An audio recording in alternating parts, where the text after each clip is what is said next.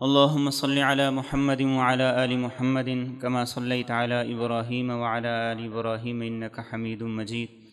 اللهم بارك على محمد وعلى آل محمد كما باركت على إبراهيم وعلى آل إبراهيم إنك حميد مجيد. نبی کریم رؤوف الرحیم صلی اللہ تعالی علیہ وآلہ وسلم کے تذکرے کا کوئی بھی عنوان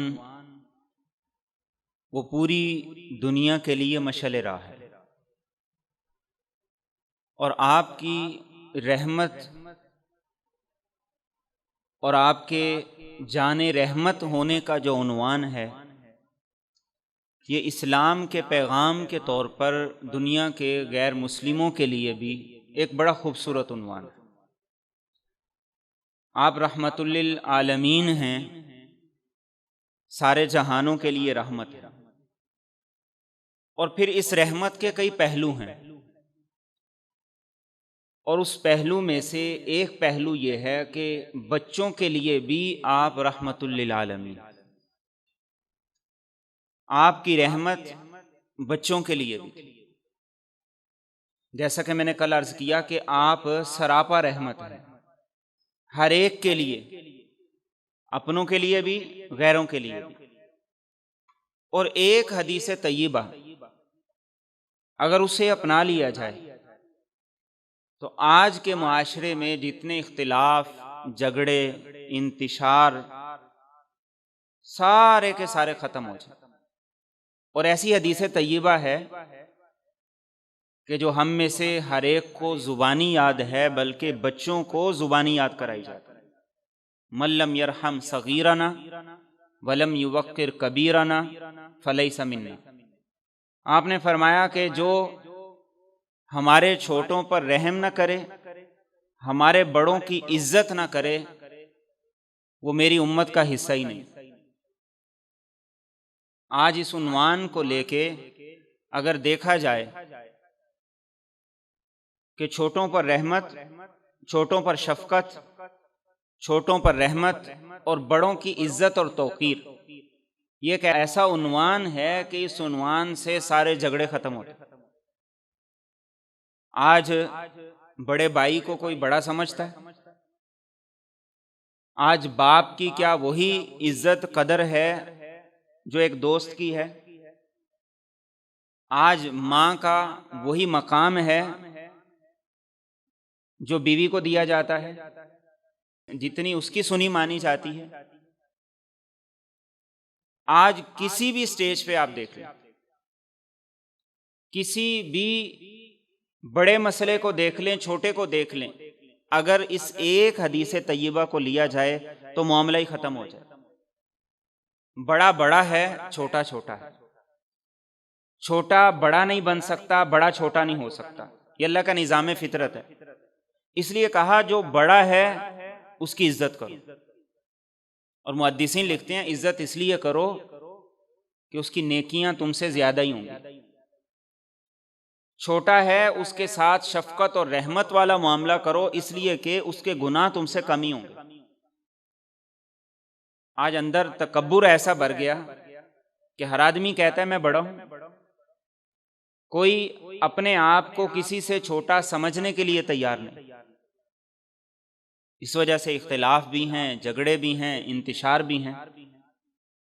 فرمایا جو بھی تم سے چھوٹا ہے، عمر میں چھوٹا ہے، عہدے میں چھوٹا ہے، مقام میں چھوٹا ہے، مرتبے میں چھوٹا ہے، تمہارا کام کیا ہے کہ تم اس کی عزت، تم اس پر شفقت کرو، اس کے ساتھ رحم دلی والا برتاؤ کرو۔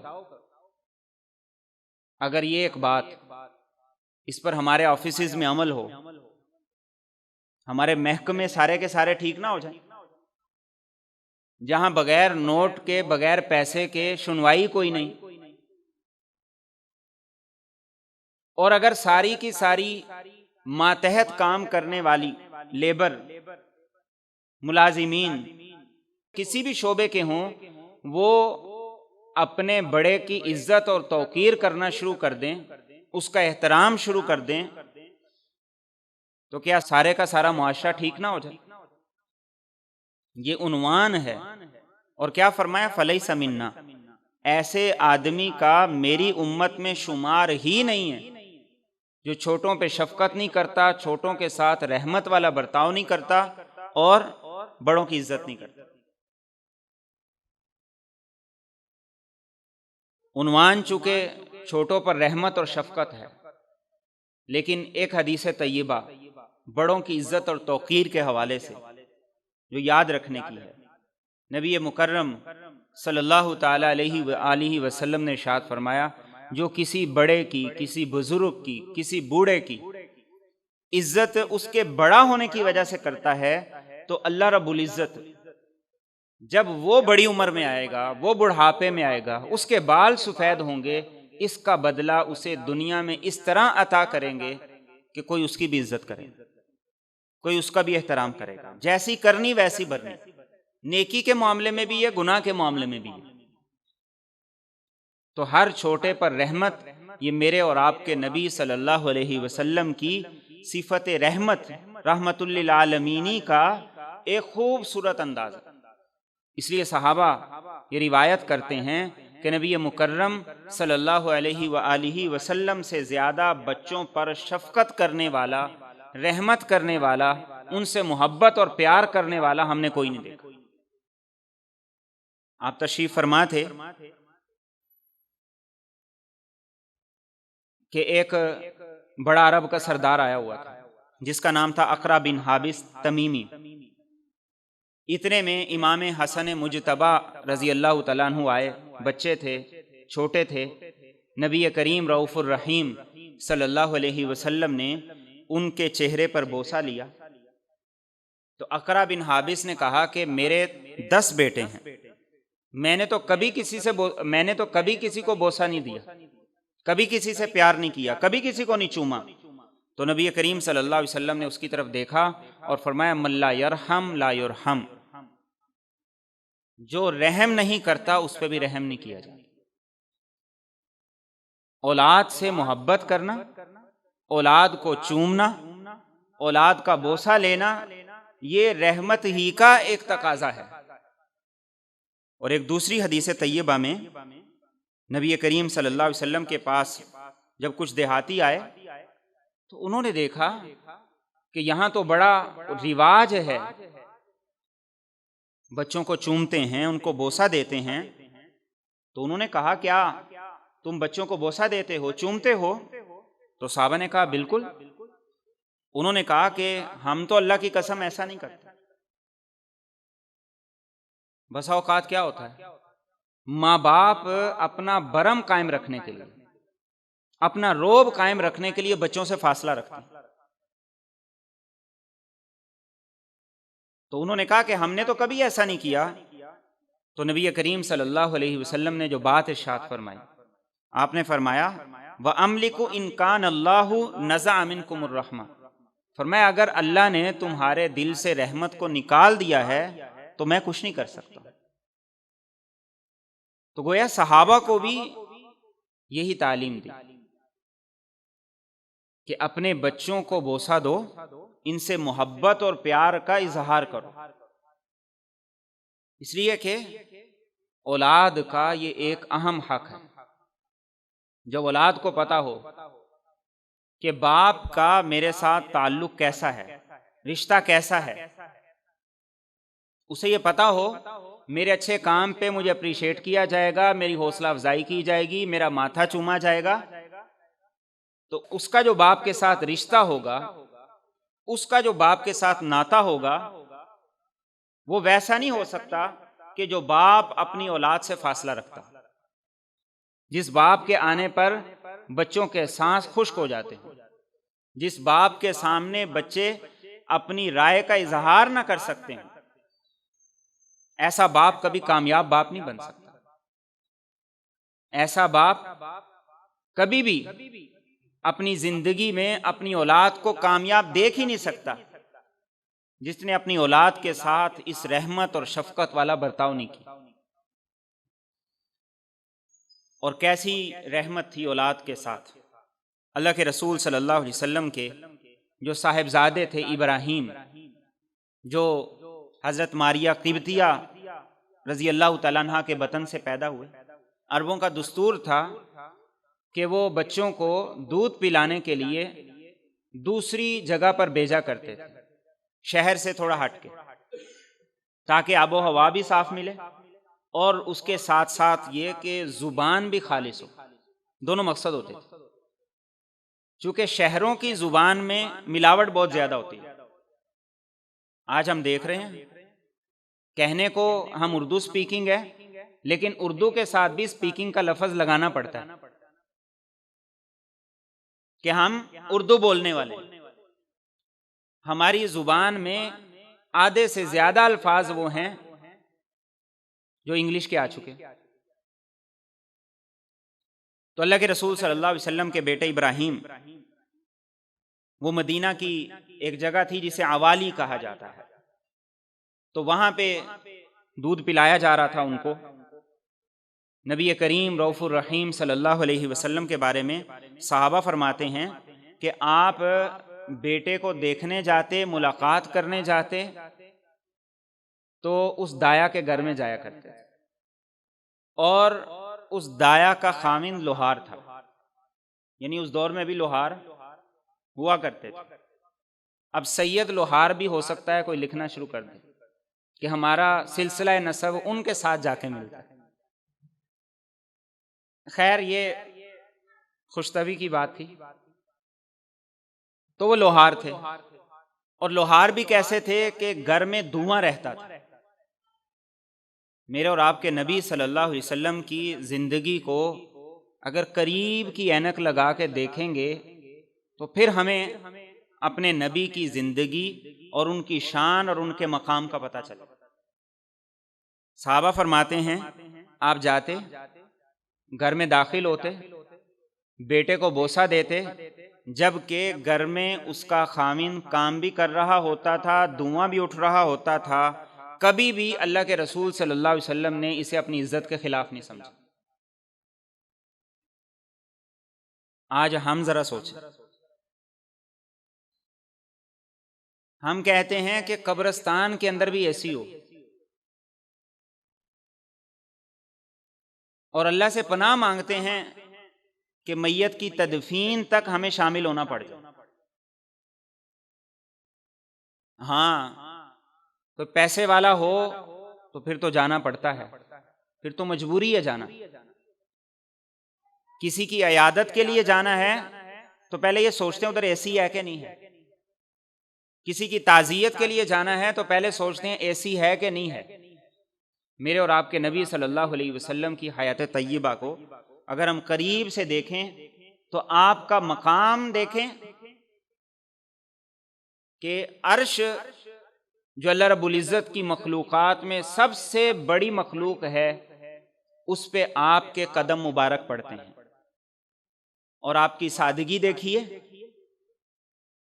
کہ اللہ کے رسول صلی اللہ علیہ وسلم ایسے گھر میں بیٹھے ہیں جہاں دھواں اٹھ رہا ہے، اور اپنے بیٹے سے ملتے ہیں، بوسہ دیتے ہیں اور واپس تشریف لے آتے ہیں، اور اس بات کو کبھی اپنی عزت انا کا مسئلہ نہیں سمجھتے۔ ایسی سادگی آج کے عام مسلمان میں نہیں۔ پیروں کی بات ہی اور ہے، پیروں کے تو لچھن ہی اور ہیں، ان کے رویے طور طریقے ہی اور ہیں کہ انہوں نے سلام بھی صرف اسی سے لینا ہے جس کا پہلے اپنی نظروں سے ایکس رے کر لینا۔ ہاتھ میں نوٹ کون سا ہے، جتنا بڑا نوٹ اتنا گرم جوشی کے ساتھ سلام کیا جاتا ہے، اور عام آدمی وہ تو ان کے برابر بیٹھ ہی نہیں سکتا۔ اس نے بیٹھنا ہے تو سامنے ہی بیٹھنا ہے، نیچے ہی بیٹھنا ہے، چاہے اس کا اپنا گھر ہو۔ اور کئی تو ایسے ہیں کہ پیر کے ہوتے ہوئے بیٹھنا بھی بے ادبی سمجھا جاتا ہے۔ میرے اور آپ کے نبی صلی اللہ علیہ وسلم کی زندگی کو دیکھا جائے تو آپ کی حیات طیبہ کا ایک ایک پہلو امت کے لیے رحمت۔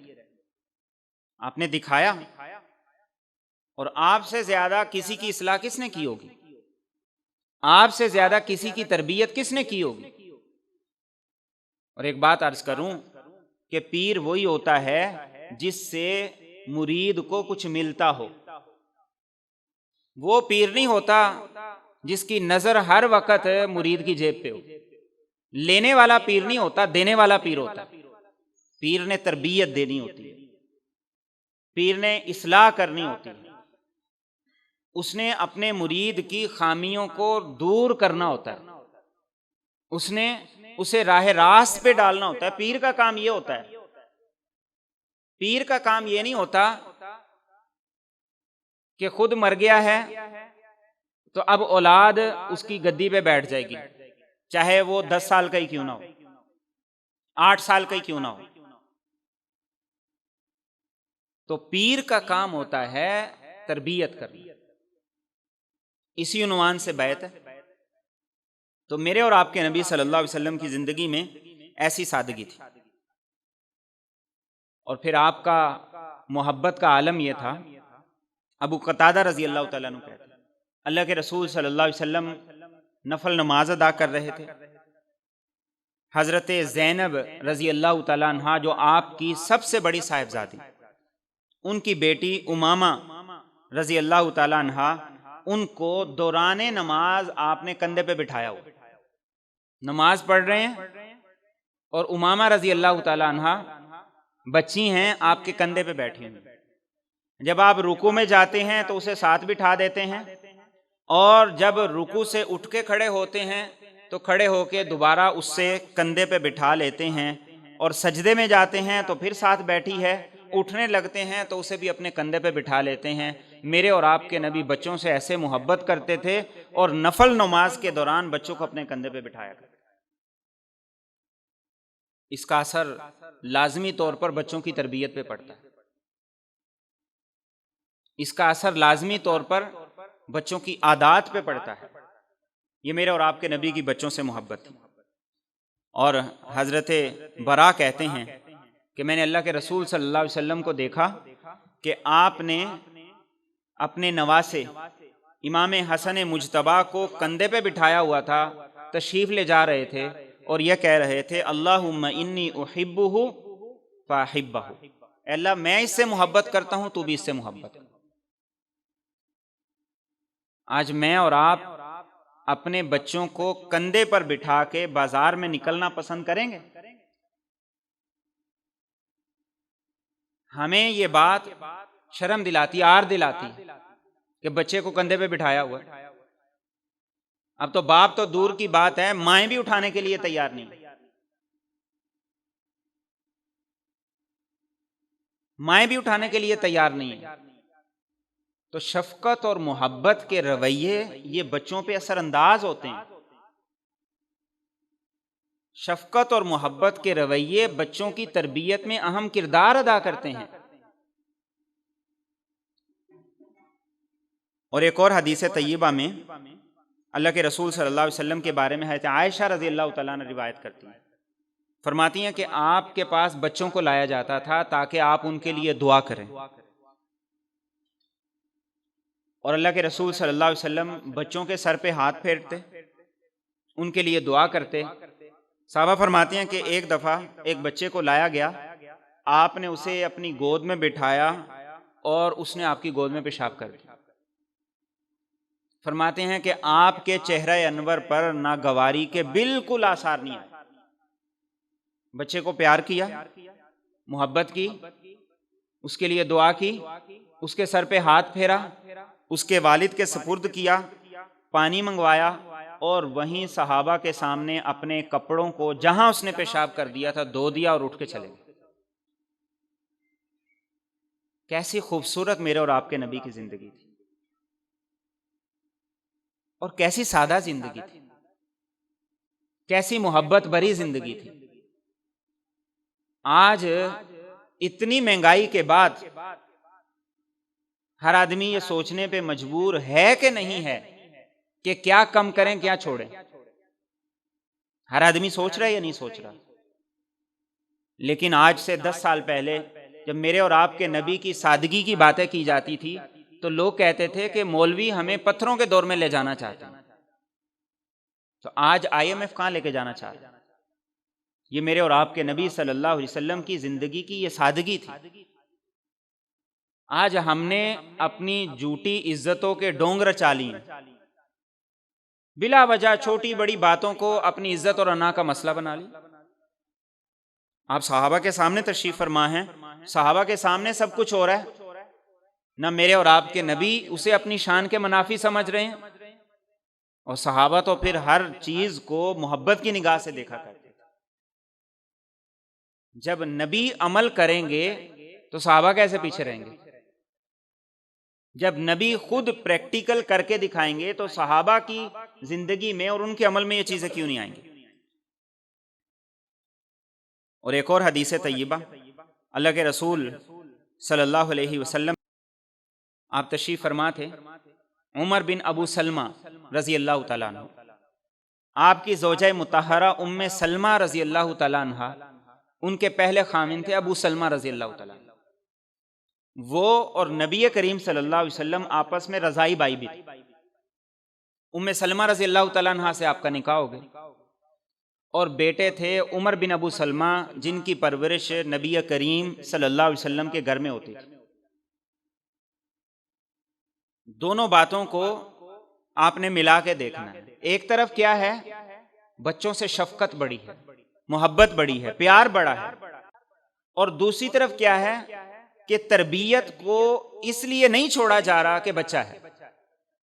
فرماتے ہیں میں بچہ تھا، آپ کی پرورش میں تھا، آپ کے گھر میں تھا، کھانا کھا رہے تھے، اور میرا ہاتھ پیالے میں کبھی دائیں جا رہا کبھی بائیں جا رہا، کبھی میں ادھر سے لقمہ لے رہا ہوں، کبھی ادھر سے لے رہا ہوں، کبھی ادھر سے لے رہا ہوں۔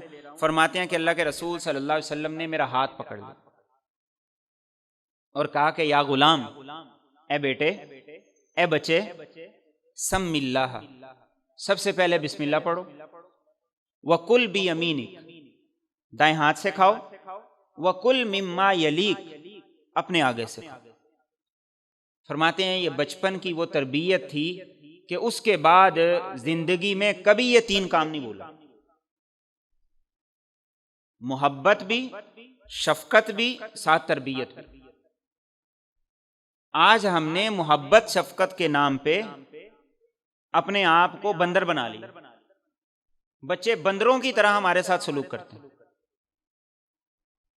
تربیت کا جو دائرہ تھا وہ ہم بول گئے، اس کو ہم نے نظر انداز کر دیا۔ بچوں کے لاڈ پیار اتنے اٹھا لیے کہ اب بچے تھوڑا سا بڑے ہو گئے ہیں تو ماں باپ کو آنکھیں دکھاتے ہیں، تھوڑی سی بات نہ مانی جائے منہ بنا لیتے ہیں، تھوڑا سا سختی سے بات کر لی جائے تو بچے ماں باپ سے بات کرنا چھوڑ دیتے ہیں۔ تربیت اور محبت دونوں کے اپنے اپنے دائرے ہیں، محبت کی وجہ سے تربیت کو نہیں چھوڑا، تربیت کی وجہ سے محبت کو نہیں چھوڑا۔ یہ اعتدال ہے، یہ میرے اور آپ کے نبی صلی اللہ علیہ وسلم کی سنت ہے۔ آج دیندار لوگوں میں کیا خرابی ہے؟ جو دیندار ہے اس میں سختی بڑی ہے، وہ کہتا ہے اولاد کی تربیت کرنی، اور جو دنیا دار ہے اس کے اندر نرمی اتنی زیادہ ہے کہ اس نے اس نرمی کی وجہ سے اولاد کی ہر جائز ناجائز بات کو مان کے اسے آزاد چھوڑ دی، تربیت کا پہلو نظر انداز کر دیا۔ میرے اور آپ کے نبی صلی اللہ علیہ وسلم نے محبت بھی کی اور ساتھ تربیت بھی کی، اور تربیت کب سے کی؟ بچپن سے کی۔ یہ بات میں پہلے بارہا عرض کر چکا ہوں کہ تربیت کا جو پیریڈ ہے یہ 7 سال سے لے کے 17 سال تک، 18 سال تک کی عمر، یہ تربیت کا پیریڈ ہے۔ نہ ہمارے پاس ٹائم ہے، نہ ہمارے بچوں کے پاس ٹائم ہے۔ صبح سے سکول ہے اور رات تک ٹیوشن ہے، اس کے بعد ٹیلی ویژن ہے، اور اس کے بعد نیند ہے۔ ہمیں کتنا ٹائم ملتا ہے اپنے بچوں کے ساتھ کھانے کا؟ کتنے وقت کا کھانا بچوں کے ساتھ کھاتے ہیں؟ جو باپ کا ٹائم ہے وہ بچے کا نہیں ہے، جو بچے کا ٹائم ہے وہ ماں کا نہیں ہے، اور جو ماں کا ٹائم ہے وہ ان دونوں کا نہیں ہے۔ اللہ کے رسول صلی اللہ علیہ وسلم ایک ہی پیالے میں کھانا کھا رہے ہیں، اور اسی پیالے میں عمر بن ابو سلمہ کھانا کھا رہے ہیں، اور اللہ کے رسول صلی اللہ علیہ وسلم ساتھ ساتھ تربیت بھی کر رہے ہیں۔ اور پھر بچوں کو ان کا پورا حق دیا جاتا ہے۔ سہل بن سعد رضی اللہ تعالیٰ عنہ کہتے ہیں کہ اللہ کے رسول صلی اللہ علیہ وسلم کے پاس ایک پیالہ لایا گیا، آپ نے اس میں سے پانی تھا یا دودھ تھا وہ نوش فرمایا، اور نوش فرمانے کے بعد سنت یہ ہے کہ آپ نے اپنی دائیں جانب بیٹھے ہوئے چھوٹے بچے کو دے دی. یہ سنت ہے کہ جہاں سے شروع کریں اس کے بعد پھر وہ دائیں طرف چلے. کھانا ہے، پانی ہے، کچھ بھی ہے، جس نے شروع کر دیا ہے اس کے بعد پھر دو کو چھوڑ کے تیسرے کو نہیں دینا. ہمارے ہاں پہلا جھگڑا تو یہی ہوتا ہے، وہ کہتا ہے پہلے آپ لیں، وہ کہتا ہے پہلے آپ لیں. پھر ایک دیتا ہے وہ چوتھے والے کو دیتا ہے، وہ چوتھے والا آٹھویں کو دیتا ہے. سنت کیا ہے کہ جس نے آغاز کر دیا ہے اب اس نے کس کو دینا ہے؟ دائیں طرف والے. صحابہ فرماتے ہیں کہ ہم بیٹھے تھے، آپ نے پیالے سے نوش فرمایا اور ایک بچہ دائیں طرف بیٹھا تھا. آج حقوق کی بات کی جاتی ہے، رائٹس کی بات کی جاتی ہے، تو میرے اور آپ کے نبی صلی اللہ علیہ وسلم نے اس بچے کو پیالہ دینے سے پہلے یہ پوچھا کہ اگر تمہاری اجازت ہو، تم کہو تو بڑے کسی کو یہ پیالہ دے دوں، پہلے وہ پی لے، لیکن تمہاری اجازت کے ساتھ ہے. یہ ہے بچوں کے حقوق. اس نے کہا یا رسول اللہ صلی اللہ علیہ وسلم، آپ کا بچا ہوا پانی جس پہ آپ کے مبارک ہونٹ لگ گئے ہیں، ایسا برکت والا پانی میں کسی بڑے کو دے دوں، حق بھی میرا یہ نہیں ہو سکتا. آپ نے اس بچے کو پیالہ دیا، اس نے سارے کا سارا پی لیا. حق بھی دیا اور یہ بتایا حق بھی ہے. اور پھر تربیت کیا ہے، کسی بڑے نے غصہ نہیں کیا، چپیڑے نہیں مارے کہ بعد میں غصہ کیا ہو کہ تم نے کیا کیا، بےزتی کروا دی. نہیں، یہی تربیت ہے کہ ایک بچہ بھی یہ سمجھتا تھا کہ نبی کے لبوں سے جو پانی لگ کے آئے وہ میرے اندر چلا جائے، اس کی برکت مجھے مل جائے، بجائے اس کے کہ وہ کسی اور کو ملے. کسی قسم کے غصے کا اظہار نہیں، نہ گواری کا اظہار نہیں. آج ہمارے ہاں کوئی اس طرح کا معاملہ ہو تو جو پوچھنے والا ہے سب سے پہلے وہ اپنی انسلٹ فیل کرے گا کہ میں نے پوچھا ہے، اس نے کوئی خیال ہی نہیں کیا، اس کو تو میرا خیال کرنا چاہیے تھا. اور پھر جس کے لیے پوچھا گیا ہے وہ بھی اپنی انسلٹ فیل کرے گا. لو جی اتنے لوگوں میں بیٹھے ایک بچے نے میری انسلٹ کر دی. یہ انسلٹ کی بات نہیں، یہ حق کی بات ہے. آج بچوں کو جب اپنا حق لینا آئے گا تو کل اپنے حق کے لیے کھڑے بھی ہو جائیں گے. آج دیکھیں نا ہماری قوم کا کیا حال ہے، پیٹرول پھر مہنگا ہو گیا. ہر آدمی فیس بک پہ کہہ رہا ہے اٹھیں اٹھیں، کھڑے ہوں کھڑے ہوں کھڑے ہوں. کون اٹھ رہا ہے؟ کون کھڑا ہو رہا ہے؟ لائنیں لگی ہیں، سارے کام چل رہے ہیں، کچھ بھی نہیں ہو رہا اور ہونا بھی نہیں. کچھ ہونا بھی نہیں کیونکہ ہم نے کچھ کرنا ہی نہیں. ہوگا تو تب جب ہم کچھ کریں گے. تو میرے اور آپ کے نبی صلی اللہ علیہ وسلم کا یہ طرز عمل تھا کہ بچوں کو ان کا پورا حق دیا کرتے تھے، اور پھر بچوں کے ساتھ بچوں کے لیول کے ہو جایا کرتے تھے. اپنی شان، اپنے مقام اور مرتبہ وہ ایک جگہ ہے، بچے کے ساتھ بچے کے لیول کی بات کرنا. چنانچہ حضرت انس کہتے ہیں کہ میں نے اپنے نبی سے زیادہ با اخلاق کسی کو نہیں دیکھا، آپ سے زیادہ اخلاق میں نے کسی کے اچھے نہیں دیکھے. کہتے میرا ایک بھائی تھا، اس کا نام تھا ابو عمیر، اور وہ بہت چھوٹا تھا. اللہ کے رسول صلی اللہ علیہ وسلم جب تشریف لایا کرتے تو ابو عمیر وہ تھا کہ جس کے پاس ایک چھوٹا سا پرندہ تھا، ایک چڑیا تھی جو اس نے رکھی ہوئی تھی جس سے وہ کھیلا کرتا تھا. اللہ کے رسول صلی اللہ علیہ وسلم ایک دفعہ تشریف لائے اور پتہ چلا کہ وہ چڑیا فوت ہو گئی یا مر گئی. تو آپ ہمارے گھر میں تشریف لائے اور بچے کی عمر کتنی تھی؟ انس کہتے ہیں کہ ابھی اس کا دودھ چھڑایا تھا، 2-2.5 سال کا بچہ. فرماتے ہیں نبی کریم صلی اللہ علیہ وسلم تشریف لاتے ہیں اور آ کے کہتے ہیں یا ابا عمیر ما فعل النغیر، ابو عمیر تمہاری چڑیا کا کیا بنا؟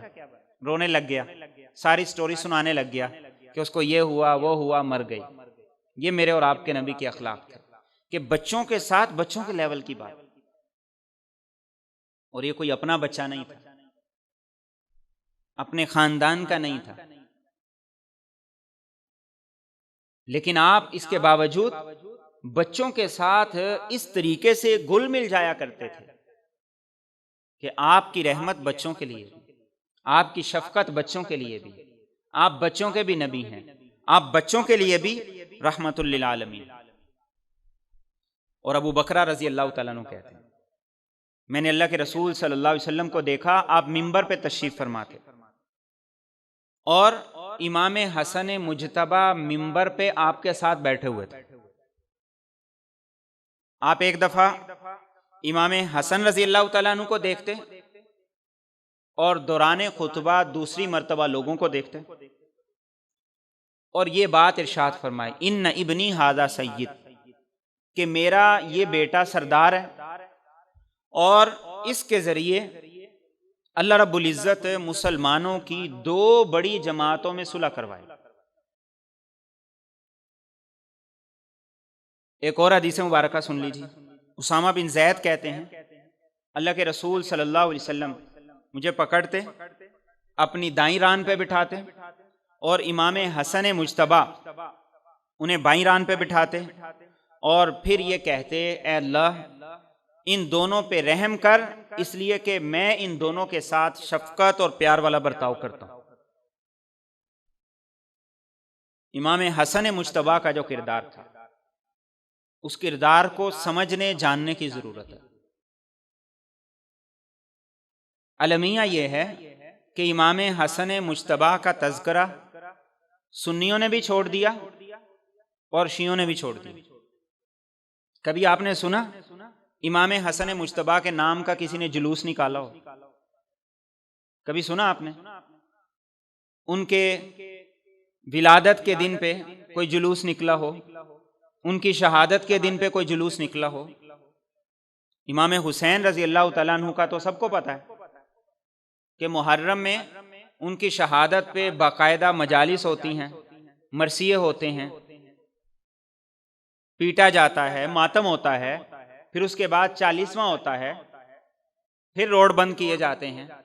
لیکن امام حسن مجتبی ان کو اور ان کے مقام کو اور وہ ذمہ داری جو نبی کریم صلی اللہ علیہ وسلم نے ان کے ذمہ ڈالی تھی، جس کی پیشین گوئی فرمائی تھی، اس کی وجہ سے ان کا تذکرہ گول کر دیا جاتا ہے۔ اس لیے کہ نبی کریم صلی اللہ علیہ وسلم نے جو بات فرمائی تھی، انہوں نے بعین ہی 100% اس کا حق ادا کیا۔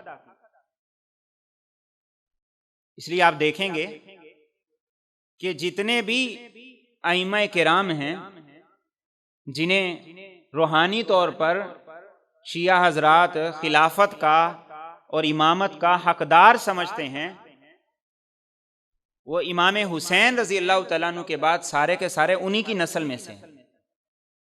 امام حسن کی نسل میں سے کسی کو نہیں لیا گیا، وجہ یہی حدیث مبارکہ تھی۔ اور شیعوں کی کتابوں کے مطابق امام حسن مجتبی کی جو شہادت ہے وہ 28 صفر ہے، یعنی ایک طرف امام حسین کا 40واں ہو رہا ہوتا ہے اور دوسری طرف امام حسن مجتبی کا تذکرہ ہی نہیں کیا جاتا۔ اور سنیوں کا بھی یہی حال ہے، چونکہ شیعوں سے متاثر ہیں، اس لیے امام حسین کا تذکرہ تو کہیں نہ کہیں کیا جاتا ہے، واقعہ کربلا کے عنوان سے بھی، دوسرے عنوانات سے بھی، لیکن امام حسن مجتبی کا تذکرہ نہیں کیا جاتا۔ اہل سنت کی کتابوں میں امام حسن مجتبی کی جو شہادت ہے وہ 5 ربیع الاول، اور جس وقت اللہ کے رسول صلی اللہ علیہ وسلم کے اعلان کے مطابق، پیشین گوئی کے مطابق آپ نے فرمایا تھا کہ میرے بعد جو خلافت راشدہ کا دور ہے وہ 30 سال کا دور ہے۔ حضرت علی المرتضیٰ شیر خدا رضی اللہ تعالیٰ عنہ شہید ہو گئے، آپ کی شہادت کے بعد 30 لاکھ مربع میل پر امام حسن مجتبیٰ کی خلافت تھی، آپ کے ہاتھ پہ بیعت کی گئی۔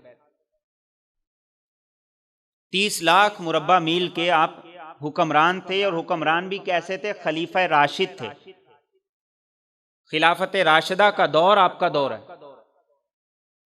6 ماہ گزرے، آپ نے یہ محسوس کیا کہ مسلمانوں کے درمیان ایک بہت بڑی جنگ ہو سکتی ہے اور بڑی خون ریزی ہوگی، اور دوسری طرف جو 30 سال دور خلافت تھا وہ بھی پورا ہو رہا۔ تو آپ نے حضرت امیر معاویہ رضی اللہ تعالیٰ عنہ سے صلح کر لی، اور اس صلح میں کچھ شرائط لکھی گئی۔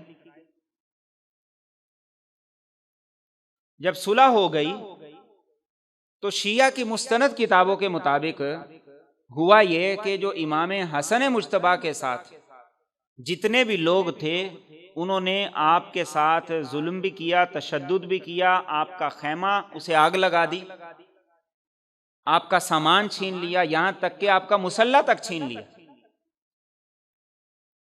اور نعوذ باللہ یہاں تک کہہ دیا کہ آپ نے صلح کر لی ہے، آپ دائرہ اسلام سے خارج ہو گئے۔ اور آپ نے صلح کس لیے کی تھی؟ کہ میرے اور آپ کے نبی صلی اللہ علیہ وسلم نے فرمایا کہ ان ابنی ھذا سید، میرا یہ بیٹا سردار ہے اور سرداری کا حق ادا کیا۔ اور کیا فرمایا تھا کہ 2 مسلمانوں کی بڑی جماعتیں ہیں، ان کے درمیان یہ صلح کروائے گا۔ امام حسن مجتبیٰ نے اس صلح کا حق ادا کیا، اور کیسے ادا کیا؟ 30 لاکھ مربع میل کی حکومت ہنستے مسکراتے ہوئے امام حسن مجتبیٰ نے امیر معاویہ رضی اللہ تعالیٰ عنہ کے ساتھ صلح کر کے ان کے ہاتھ پہ بیعت کر لی، ان کے سپرد کر دی۔ آج چھوٹا سا عہدہ اس کو لینے کے لیے لوگ کروڑوں روپے لگا دیتے۔ آج ڈی سی کالونی میں الیکشن ہو رہا ہے، ایک ممبر نے 10 کروڑ روپیہ لگایا۔ انہوں نے آ کے خدمت کرنی، یہ خدمت کے لیے لگا رہے ہیں، انہوں نے عوام کی فلاح و بہبود کا کام کرنا، اور ہے کتنے سال کے لیے؟ 3 سال کے لیے۔ آپ نے 30 لاکھ مربع میل کی حکومت ہنستے مسکراتے ہوئے حضرت امیر معاویہ رضی اللہ تعالیٰ عنہ کے ساتھ صلح کر لی کہ خون خرابہ نہ ہو۔ اور شیعوں کے نزدیک یہ آپ کا اتنا عظیم جرم تھا کہ نہ آپ کا تذکرہ کیا جاتا ہے، نہ ولادت کا، نہ شہادت کا، اور شہادت بڑی دردناک تھی۔ زہر دیا گیا، اور عالم یہ تھا کہ آپ کے جگر کے ٹکڑے آپ کی قے کے ساتھ باہر آتے تھے۔ ایسا زبردست قسم کا زہر دیا گیا۔ تو آج اس بات کی ضرورت ہے کہ ہم اپنے نبی کے تذکرے بھی کریں، اور نبی کے نواسوں کے تذکرے بھی کریں، اور ان نواسوں سے جو نبی کی محبت تھی اس کا تذکرہ بھی کریں، اور پھر جو ان کی شان اور مقام اور مرتبہ تھا، امام حسین کا جو مقام مرتبہ تھا، انہوں نے جان دے دی، مبارک سر نیزے پہ چڑھ گیا، مذاکرات نہیں کیے، اپنا موقف نہیں چھوڑا۔ اور امام حسن مجتبیٰ رضی اللہ تعالیٰ عنہ وہ سمجھتے تھے کہ میرے ذمے جو کام ہے وہ صلح کا ہے، اور آج صلح کی ہمارے ملک کو، ہمارے گھروں کو، ہمارے ماحول کو سب سے زیادہ ضرورت ہے کہ وہ امام حسن مجتبیٰ رضی اللہ تعالیٰ عنہ کی سیرت اور کردار کو اپنائیں، اور اپنے نبی کی سیرت اور کردار کو اپنائیں۔